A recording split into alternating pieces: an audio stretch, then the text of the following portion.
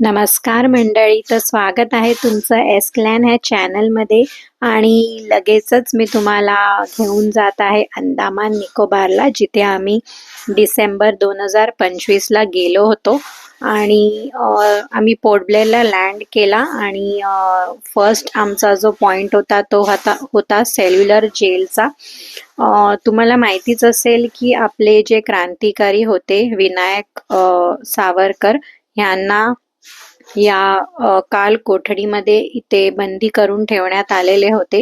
ही त्यांची कोठडी आहे. इथे सध्या लाईट लावलेली आहे, बट इथे पूर्ण अंधारामध्ये त्यांना ठेवण्यात आलं होतं आणि खूप त्यांच्यावरती अत्याचार केले गेले होते. त्यांच्यासोबत अजूनही फ्रीडम फायटर्स होते ज्यांच्यावरती अत्याचार केले गेले होते.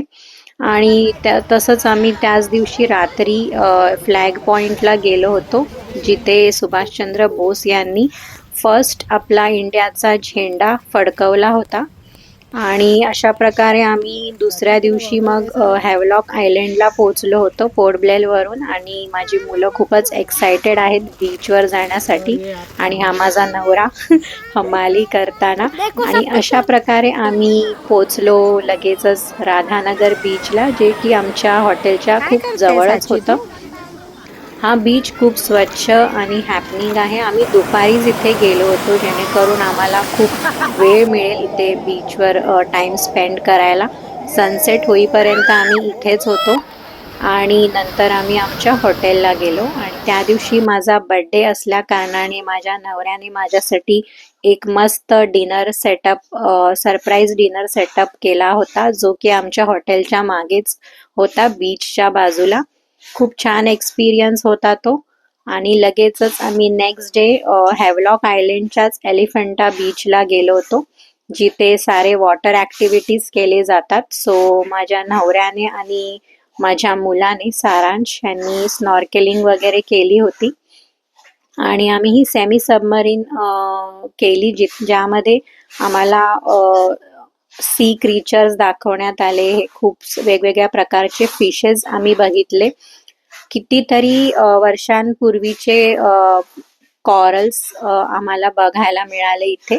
खूप छान एक्सपिरियन्स होता हा. आणि अशा प्रकारे अशी ही सबमरीन आम्ही बघितली. आणि नंतर आम्ही ॲक्टिव्हिटीज करून हॉटेलला आलो. तिथे डिनरमध्ये आम्ही मस्त लॉबस्टर वरती ताव मारला. आणि नेक्स्ट डे आम्ही नील आयलंडला गेलो नॉटिका क्रूजवरून. या क्रूजची सर्व्हिस खूपच छान आहे. आणि इकडे नील आयलंडला पोचल्यावर आम्ही डायरेक्ट गेलो होतो लक्ष्मणपूर बीचला, जिथे आम्हाला खूप सारे सी क्रीचर्स दाखवले गेले. आम्ही गाईड केला होता, ज्याने आम्हाला खूप माहिती दिली छान प्रकारे. कॉरल्स दाखवले वेगवेगळ्या प्रकारचे. इथे आम्ही हा वॉटर स्नेक पण बघितला. आणि अशा प्रकारे खूप खूप स्पीशीज आम्ही बघितले इकडे. आणि ओव्हरऑल खूपच छान एक्सपिरियन्स होता. इकडचं समुद्र, एकंदरीत इकडचे सारेच समुद्र एवढे क्लीन आणि मेंटेन्ड आहेत. खूप त्या लोकांनी बीचेस वगैरे आपले मेंटेन केलेले आहेत. सो इथे खूखूप सारे आम्ही असे हे सी क्रीचर्स बघितले. मुलांनीही खूप एन्जॉय केलं. हा लाईव्ह शंख आहे, जो पाण्यात मिळतो आपल्याला. आणि अशा प्रकारे आम्ही दुपारी परत आलो आमच्या हॉटेलला, जो की बीच फेसिंग होता. खूप छान होतं हे हॉटेल. आणि संध्याकाळी मग आम्ही दुसऱ्या बीचवर आलो होतो, भरतपूर बीच. आणि तिथून मग आम्ही परत हॉटेलला गेलो. आणि नेक्स्ट डे आम्ही परत पोर्ट ब्लेअरला जाऊन आम्ही खूप पहाटे निघून इथे आलो होतो लाईमस्टोन केव्ज बघण्यासाठी.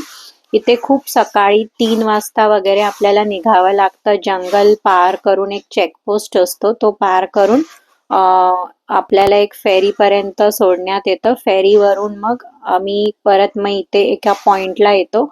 आणि इथून मग आम्हाला या बोटमधून लाईमस्टोन केव्जला घेऊन जाण्यात येतं. सो इकडे हे केव्ज पण खूप छान होते. हे खूप वर्षांपूर्वीपासूनचे हे केव्ज आहेत. इथे या केव्ज मध्ये कुठेही आपण जर हात लावला तर त्यांची ग्रोथ जी असते ती थांबते. त्यामुळे सतत आम्हाला गाईड्स सांगत होते की कुठेही केवमध्ये हात लावू नका. तर तिथे वॉकिंग जायला लागतं. साधारण अर्धा तास मला वाटतं आम्ही चालत तिथे गेलो होतो. आणि ॲज युजल माझी चिमुकली, तिला चालायचं नव्हतं, सो तिच्या बाबांनी तिला उचलून घेतलं होतं. आणि आमचं लाईमस्टोन केव्ज बघून झाल्यावर आम्ही पुढे गेलो होतो दिगलीपूरला. दिगलीपूरला खूप ट्रॅव्हल करावं लागतं.